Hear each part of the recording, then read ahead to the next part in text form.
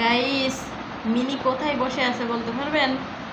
এই যে আমার বুকের উপরে দেখেন, এই যে দেখছেন।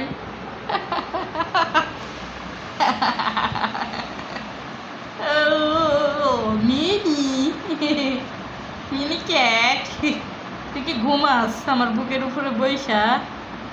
এ বাবু, ও নিজে নিজে উঠছে আমার বুকের উপরে, উঠে এই যে দেখেন শুয়ে আছে। দেখছেন দেখছেন কামটা করলো কি? ও যদি মুইত্তা দেয়, যদি হাইগা দেয়, থাকবে না যদিও।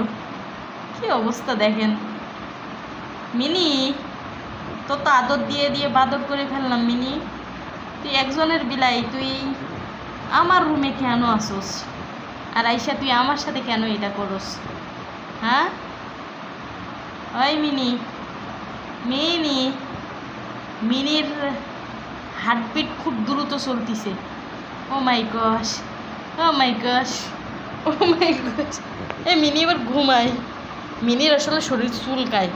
মিনি যাদের বিলাই তারা হচ্ছে মিনিরে ঠিকঠাক মতো মানে গোসল গোসল করায় না সামহাউ, আমি জানি না। তবে মিনির গায়ে একটু মাঝে মধ্যে শ্যাম্পু দেওয়া উচিত, কিন্তু মিনির দিয়ে দেয় না। দেখেন মিনি রে, মিনি, মিনি খুবই মায়াবতী মাশাআল্লাহ। এই যে দেখেন, দেখছেন মিনি খুবই মায়াবতী। মিনি, এত মায়া দিস না বাবা, দিস না এত মায়া। আমি আসলে পশু পাখি পুষি না, তার একটা বিশেষ কারণ আছে। আমার একটা ছাগল ছিল, খুবই মানে পুষতাম, সে খুব মায়াবিনী ছিল। ছাগলটা জবাই করার পর থেকে আমরা অনেক পাগলের মতো হয়ে গেছিলাম। আমাদের বাসায় হাঁড়ি জ্বলিনি প্রায় 4 দিন। সেখান থেকে মানে আমরা কান্না করতে করতে পাগল হয়ে গেছিলাম। কিন্তু ও তো রাখা যায় না, ও তো জবাই করতেই হয়। এই জন্য আর মানে পুষি না কোনো কিছুই, পোষ্য কোনো কিছুই আমার ভালো লাগে না। আল্লাহ, আল্লাহ তোর হায়াত দারাজ করুক, তোর আল্লাহ অনেক বছর বাঁচায় রাখুক। হ্যাঁ, তুই অনেক মায়াবিনী, বিশ্বাস কর, অনেক ভালা। ইঁদুরও স্বীকার করস, তুই খুবই ভালা বাবা। আল্লাহ তোকে বাঁচায় রাখুক, অনেক দিন বাঁচায় রাখুক।